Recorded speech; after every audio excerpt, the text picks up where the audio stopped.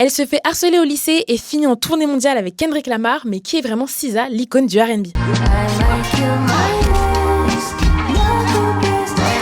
De son vrai nom, Solana Imaniro, SZA est bien plus qu'une voix envoûtante du R&B alternatif. Née à Saint-Louis, Missouri, d'un père producteur chez CNN et d'une mère cadre dans les télécoms, Solana grandit entre exploration et rigueur. Gymnaste, pom-pom girl, élève dans une école musulmane, elle touche à tout. Harcelée pour avoir porté le voile au lycée, elle finit par l'enlever, puis direction les études. Arts libéraux, biologie, elle teste, cherche, tâtonne, mais c'est en chantant qu'elle trouve sa voix. Encouragée par son copain de l'époque, elle monte sur scène en 2011 et tape dans l'œil de Kendrick Lamar et du label Top Dog. Quelques EP plus tard, c'est CTRL qui fait tout exploser.